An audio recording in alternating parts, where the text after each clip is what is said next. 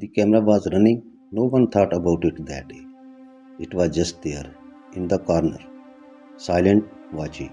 Charlotte was 6 years old. She was sitting at a small table by the window, drawing pictures, alone. Her mom was away. Her dad was in a meeting. The house felt quite normal, safe.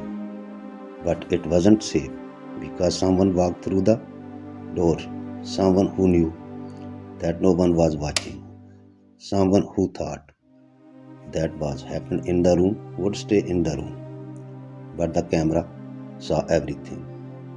Every move, every word, every moment. And when a staff member found the footage the next morning, she printed one image, just one, and carried it with shaking hands to Prince William.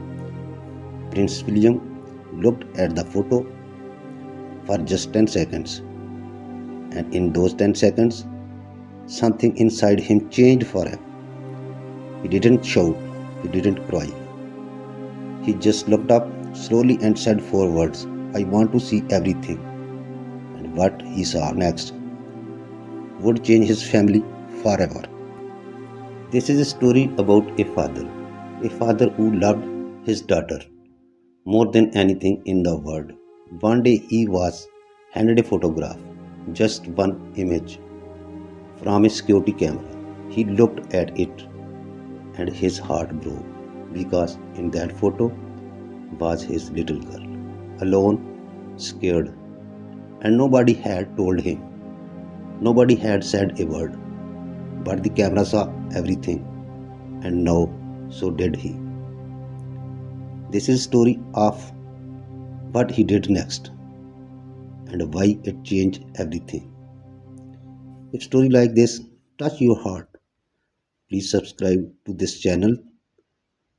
Every day we bring you stories like this, real, emotional, true. Hit the subscribe button right now. Let's begin. It started with something small. Margaret had worked in the palace for 11 years. She was quiet, professional, the kind of woman who blended into the background of royal life, the way good staff always do, present but invisible, trusted but unnoticed. She had seen many things inside those walls, things she had kept to herself because that was what you did. That was the unspoken contract of palace life. But this she could not keep. She had been the one to review the security feed that morning, a routine task. Nothing more. And she had seen the footage. And she had printed one frame. And she had carried it to the aide with shaking hands, because she did not know what else to do with it. William was handed that image in the corridor outside his briefing room. He looked at it. Charlotte was 6 years old. Small for her age, with her mother Catherine's warm brown eyes and her father's quiet, watchful expression. She was the kind of child who noticed everything, the mood in a room, the tension behind a smile, the things adults tried to hide. That day, Catherine had traveled to Scotland for charitable engagements. 2 nights, no more. William had stayed behind at Kensington with a packed schedule of his own. The children were in the care of their nanny. The household ran, as always. Like a carefully wound clock, Camilla had arrived that afternoon. She came under the banner of a family visit. Nothing formal, nothing announced. She had called ahead only 2 hours before. Slightly unusual, but not unusual enough to raise alarm. She was family. She had standing. She moved through royal spaces with the ease of someone who had spent decades learning exactly how much access she was entitled to. The nanny, Louise, welcomed her at the door. Charlotte was in the sitting room, drawing at the low table near the window. George and Louis were upstairs with a tutor. What happened next unfolded in less than 4 minutes. But 4 minutes was enough. The security footage showed Camilla entering the sitting room. It showed her standing over Charlotte. It showed Charlotte looking up, then slowly setting down her colored pencil.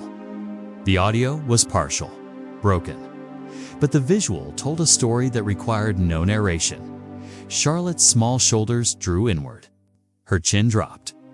She folded into herself the way a child does when they are afraid, not of something sudden, but of something familiar. Camilla's hand came down on the table. Hard, not striking Charlotte, but close. A slamming motion, the kind meant to startle, to assert Charlotte did not cry. That was the part that haunted William most later, when he watched the full footage alone in his locked study. Charlotte did not cry. She simply went still, perfectly, quietly still. Like a child who had learned that stillness was safer than reaction, Camilla said something. The audio caught fragments, enough to understand that the tone was sharp, cutting, not the voice one uses with a beloved grandchild. Then Camilla straightened, smoothed her jacket, and walked out of the room. Louise had stepped away for less than 10 minutes to prepare Charlotte's afternoon snack. 10 minutes, that was all it took. When William held that printed image in the corridor, his hand was steady. His face was unreadable. He had spent his entire life learning how to hold himself together, how to keep the storm contained. But his eyes told the truth. He handed the image back to his aide and said, for quiet words, "I want to see everything." The security room was small and windowless, tucked behind the service wing of the palace like a secret. Even the building tried to keep. William sat down in front of the monitors at 7:30 that evening. 2 senior members of palace security sat beside him. Neither of them spoke unless spoken to. They understood, without being told, that this was not a routine. Review the footage ran from the moment Camilla's car entered the gates. William watched all of it. He watched her move through the entrance hall with her usual air of composed authority. He watched her exchange brief pleasantries with a footman. He watched her pause outside the sitting room door, not knocking immediately, but standing still for a moment, as if listening or deciding. Then she entered. The sitting room camera showed everything from a high corner angle. Charlotte at the table, Camilla approaching. The dynamic between them was visible from the first second. Charlotte did not light up the way children do when they are genuinely happy to see someone. She went cautious, careful. That subtle shift in a child's posture that most adults would miss. But William did not miss it. He leaned forward. The table slammed. He had to watch it 3 times. Each time, the feeling in his chest changed shape. First, it was shock. Then it was anger. Then it settled into something colder and more determined, the feeling of a man who has made a decision and will not be moved from it. The audio technician, brought in quietly that same evening, ran the corridor sound through an enhancement program. What came back was imperfect but usable. Fragments. You are not to do that when I am speaking. You think this is a game? Do you? Your mother isn't here? That last fragment. Your mother isn't here. Said not as comfort. Said as something else entirely. A reminder of absence used as a warning. William stood up from the chair. He walked to the far wall. He pressed one hand flat against it and stood there for a moment with his back to the room. The 2 security officers did not move, did not speak. When William turned around, his voice was completely calm. That was the most frightening thing about it. How long has this camera system been running in the interior rooms? He asked. 18 months, sir, the senior officer replied. William nodded slowly. Pull everything. Every visit. I want a full record. The officer hesitated. Not out of reluctance, but out of awareness of what that request truly meant. A full record would take hours to compile. It would span dozens of visits.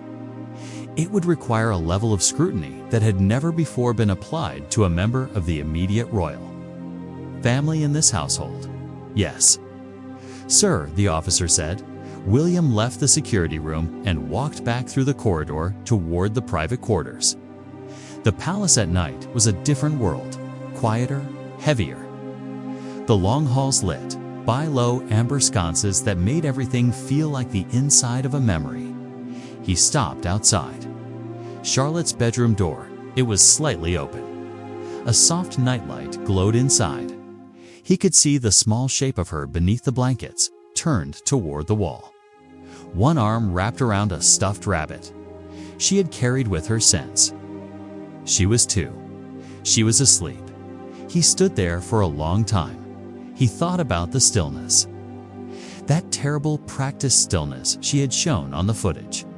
The stillness of a child who had learned to disappear rather than react. That is not something a child learns in one afternoon. That is something built slowly, over time. Through repeated experience, the thought made his jaw tighten. He gently pulled. Charlotte's door closed and went to his study. He sat at his desk.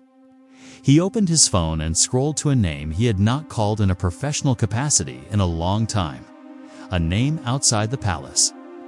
Outside the institution. Someone he trusted with things that could not be handled from the inside. He stared at the name for a moment. Then he pressed call. The phone rang twice. A voice answered, and William began to speak, quietly, plainly, and with the kind of precision that only comes from someone who has already made up their mind about what needs to happen next. What happened after that call would send quiet shockwaves through the very foundations of the royal family itself. William sat alone that night, thinking. He knew how the palace worked. He knew how powerful people protect each other. He knew that if he handled this from the inside, he would be managed, he would be softened, he would quietly disappear, and he could not let that happen. Not this time, not when his daughter was involved. So he picked up his phone and he called someone outside the palace, a detective, a man he trusted, a man who had no reason to protect the wrong people. It was a big decision, because once he made that call, the palace could not stop what come next. No title, no power, no institution could undo what he had just set in motion. His name was Detective Superintendent Adrian Cole. He had spent 22 years with the Metropolitan Police. For the last 6, he'd worked in a specialized unit that handled sensitive investigations involving public figures, cases that required discretion, above almost everything else. He and William had met briefly during a joint initiative on child welfare 3 years earlier. They had spoken twice since then. Short conversations, professional, but something in those conversations had established a level of trust that went beyond formality. When William called him that night, Cole listened without interrupting. William laid it out plainly. The footage, the audio fragments, the timeline, Charlotte's behavior, his request to pull the full 18-month record from the security system. He did not editorialize. He did not raise his voice. He simply presented the facts the way a man presents evidence, because, in his mind, that is exactly what it was. Cole was quiet for several seconds after William finished. You understand what happens if this moves into official channels? Cole said carefully. Yes, William said. It won't stay contained. I know. Another pause. And you want to proceed anyway. She is my daughter, William said. Just that. Nothing more. Cole agreed to come in the following morning. Not officially. Not yet. First, he would review the footage himself with fresh eyes as a professional. He would assess whether what William described met any legal threshold, whether it constituted a formal safeguarding concern, or whether it fell into a grayer, more complicated space. William thanked him and ended the call. He sat in the silence of his study for a long time after that. He thought about his mother. He thought about how much she had endured inside these walls, inside this institution, while the world outside had no idea. He thought about the way systems protect themselves, how power insulates the powerful, how certain names open certain doors and close others. He thought about how easy it would be for someone to look at that footage and find a way to explain it, to soften it, to make it institutional noise rather than what it actually was. He was not going to let that. Catherine called at 9 o'clock that night from Edinburgh. The connection was clear. Her voice was warm, tired from a long day of engagements. She asked about the children. William told her George and Louis had been fine. He told her Charlotte had gone to bed early. He did not tell her about the footage. Not yet. It was not a decision made from deception. It was a decision made from protection. If he told Catherine now, she would come home immediately. She would confront the situation from a place of raw emotion rather than strategic clarity. He understood her well enough to know that. He also understood himself that the only way to handle this correctly was to gather the full picture first, before any confrontation happened. He would tell her.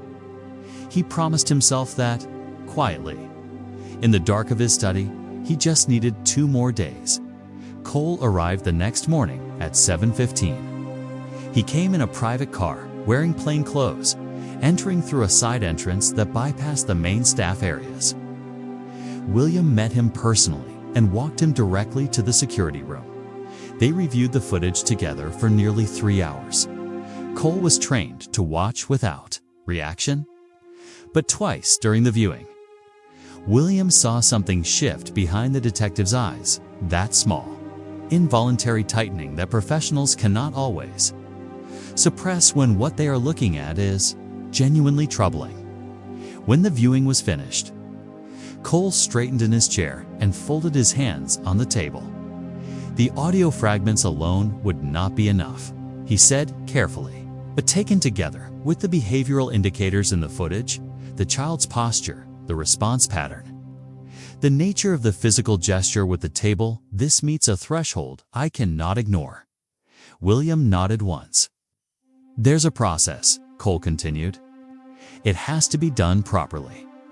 If it isn't done properly, it can be challenged, dismissed, or buried. You understand that?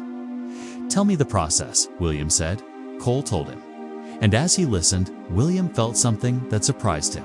Not fear, not grief, though grief was there too. Relief, because for the first time since he had seen that printed image in the corridor, there was a path forward. A real one. One that lived outside the palace walls, outside the institution, outside the invisible architecture of protection that had shielded powerful people for generations. The process had begun, and it could not be undone. Catherine came home on Thursday afternoon. She walked through the door of the private quarters with the particular energy she always carried after time away, a kind of cheerful, purposeful relief at being back inside her own walls with her own children. George and Louis rushed to meet her at the top of the stairs. Charlotte followed more quietly, pressing herself into her mother's side and staying there. Catherine held her for a long moment. She stroked the back of Charlotte's hair and looked up over her daughter's head and met William's eyes across the hallway. Something passed between them. The kind of thing that doesn't need words between two people who have been together long enough. Catherine's expression shifted, almost imperceptibly. A question. What is it? William gave a small, almost invisible shake of his head. Not yet. Catherine understood. She kissed Charlotte on the top of the head and let herself be pulled into the sitting room by Louis, who had apparently done something extraordinary. With building blocks that could not wait a single moment longer, William watched them go. He told her that night. After the children were in bed, they sat together in the small private drawing room at the end of the family wing, the one that didn't feel like a palace room. The one with the mismatched cushions and the reading lamp Catherine had chosen herself years ago, because it cast a softer light than anything the palace had originally provided. He told her everything. From the beginning, Margaret and the printed image, the security room, the footage, the audio fragments, the call to Cole, The 3-hour review. The threshold that Cole had confirmed was met. Catherine listened the way she always listened to hard things, very still, very present, her hands folded in her lap. She did not interrupt. Her face moved through several things quietly: disbelief, then recognition, then something that looked very much like grief but was too controlled to break open fully.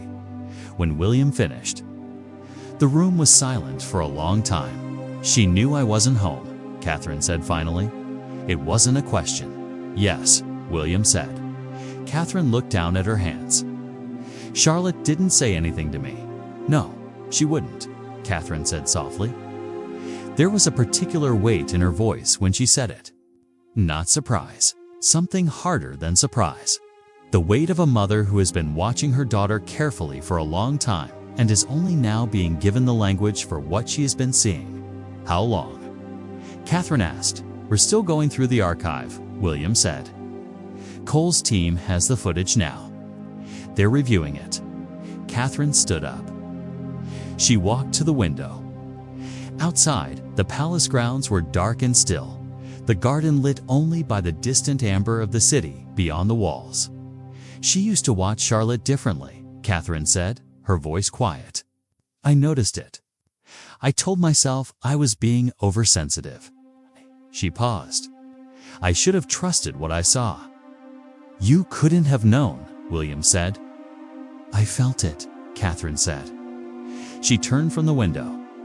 Her eyes were clear. No tears, not yet. Just a clear, fierce, quiet intensity that William knew well. A mother feels these things and talks herself out of them because she doesn't want to be the one who creates a crisis. She shook her head slightly. "I talked myself out of it." "This is not your fault," William said firmly. Catherine looked at him for a moment. Then she nodded, not because she fully believed it yet, but because she trusted him, and because there would be time for the fuller reckoning later. "What happens now?" she asked. William walked her through Cole's process. The formal safeguarding documentation, the official statement from the security team, the careful, deliberate steps that would move this from an internal palace concern into a matter of official record, a place where it could not simply be managed or minimized by people with more institutional power than accountability. Catherine listened to every word. When he finished, she said, "Charlotte cannot be near her again. Not until this is resolved. Not without supervision." "Agreed," William said. "And she needs to know," Catherine said. "Charlotte, not everything, but enough. She needs to know that we saw, that we know, that she doesn't have to be quiet about it anymore." William felt something tighten in his chest. "We'll talk to her together." Catherine nodded. She crossed the room and sat back down beside him. She took his hand. For a moment, they simply sat together in the lamplight, two people who had spent their lives learning how to hold difficult things with grace. Now holding the hardest thing of all. Their child had been carrying something alone, and they had not yet known, but they knew now, and everything that came next would prove it. William and Catherine knew they had to talk to Charlotte, but they had to do it carefully. She was only 6 years old. They did not want to scare her. They did not want to confuse her. They just wanted her to know that she was safe, that they believed her, that none of it was her fault. So they sat with her on a Saturday morning over a simple meal. They held her hand. They kept their voice soft and calm. And then Charlotte looked up and said something so simple, so honest, that both her parents had to fight to hold themselves together, because no child should ever have to say those words, not ever. They chose a Saturday morning, not a formal occasion. No sitting at a table, No arranged chairs. Nothing that might make a 6-year-old feel like she was in trouble, or that something large and frightening was about to happen. Catherine made pancakes herself, which was a treat, the kind of ordinary, warm thing that told the children without words that they were safe, and held and loved. George and Louis were taken by the nanny to the garden after breakfast. Charlotte stayed inside. She seemed to sense something was different, the way she always sensed things, that quiet watchfulness in her eyes as she sat at the kitchen table with her orange juice, watching her parents with a steadiness that was almost too old for her face. Catherine sat down beside her. William sat across from them both, close enough to lean in, far enough not to crowd her. "We want to talk to you about something," Catherine began, her voice calm and warm, the way it always was when she was working hardest to carry something difficult without letting it become frightening. "And I want you to know, before we say anything at all, that you are not in trouble, and that we love you more than anything in this world." Charlotte looked at her mother, then at her father, then back at her mother. She didn't say anything. "Do you remember when Grandma Camilla came to visit?" Catherine asked gently. "The day I was away in Scotland." Something moved across Charlotte's face, just briefly. A flicker there and gone, the way a child's expression sometimes betrays what they have practiced hard not to show. "Yes," Charlotte said. "Do you remember what happened in the sitting room?" Catherine asked. A longer pause this time. Charlotte looked down at her hands, which were small and still on the table. "She was cross," Charlotte said quietly. "What was she cross about?" Catherine asked. Charlotte was quiet for a moment. "I don't know," she said. "I wasn't doing anything. I was just drawing." Catherine kept her face perfectly composed, warm, open, steady, giving nothing away that might make Charlotte feel the weight of the adult emotions surrounding her. "Did that happen before?" Catherine asked. "Other times when she visited." Charlotte looked up. Her brown eyes moved to her father's face, and then back to her mother's, checking, reading the room the way she had always read rooms, carefully, looking for what was safe to say and what was not. "It's okay," William said. His voice was low and steady. "You can tell us, whatever it is. You won't be in trouble, and nothing bad will happen. We promise." Charlotte was quiet for what felt like a very long time. Then she said, "She says things." "What kind of things?" Catherine asked softly. "Like?" Charlotte paused. She seemed to be searching for the right words, the way children do when they are translating adult cruelty into 6-year-old language. "Like I'm being difficult, or that I don't listen, or that I think I'm special." Another pause.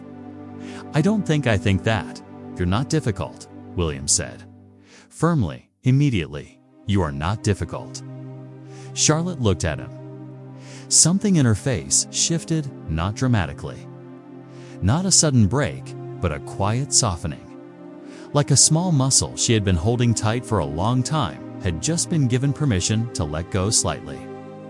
"She doesn't say it when you're there," Charlotte added, almost as an afterthought. "Only when you're not." Catherine reached over and took Charlotte's hand.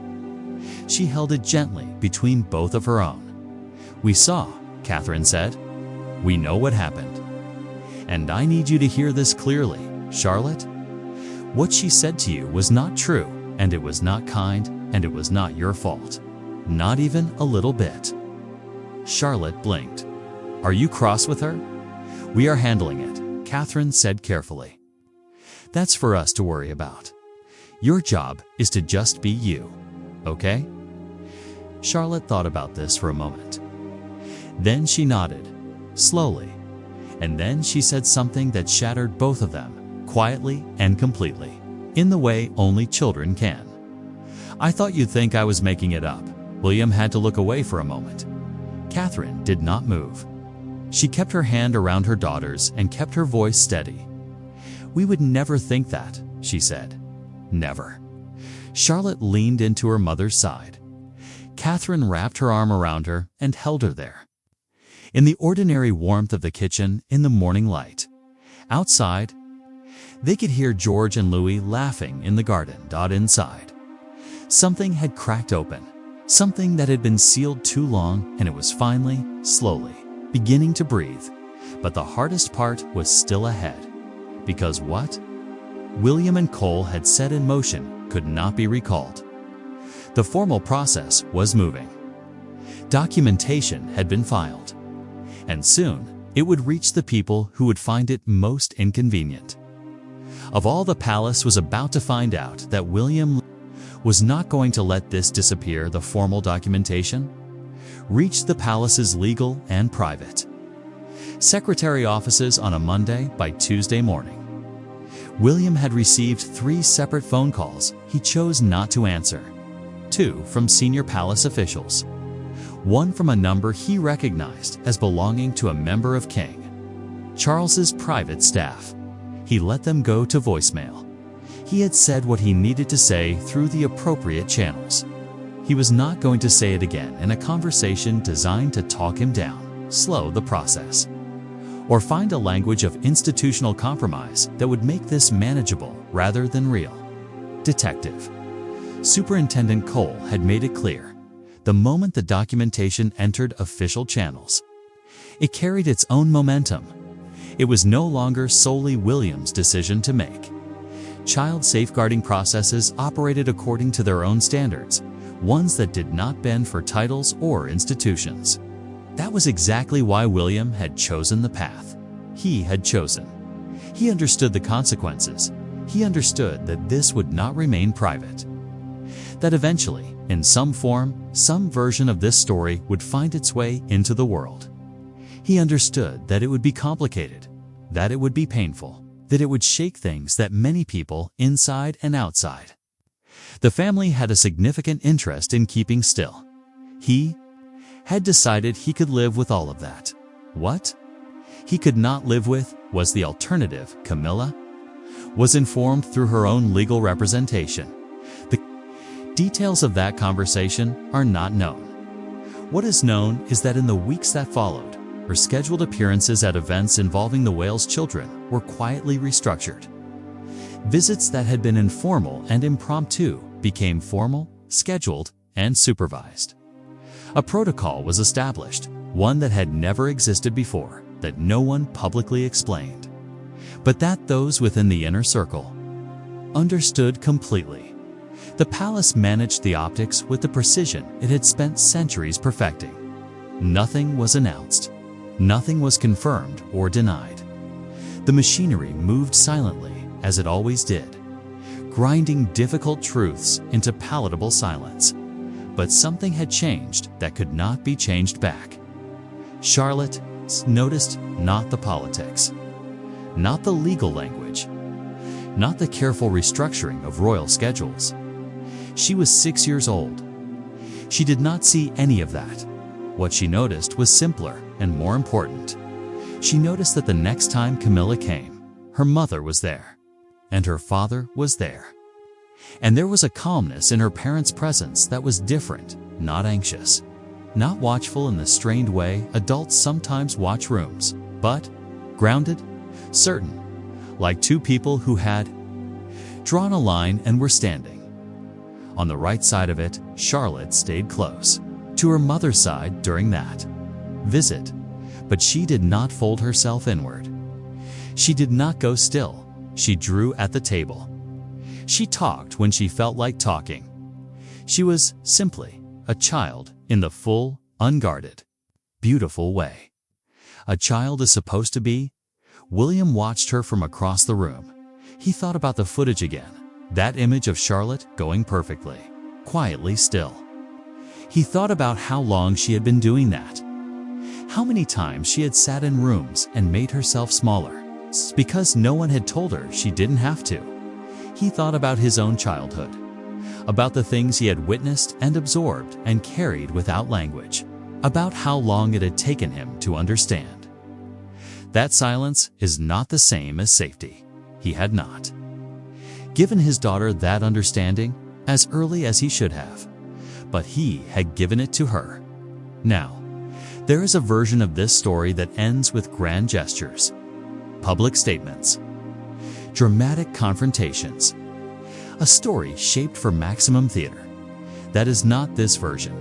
This version ends in the ordinary way that real protection usually does, quietly, imperfectly, with a 6-year-old girl eating toast at a kitchen table on a Sunday morning, swinging her feet under the chair because they don't quite reach the floor.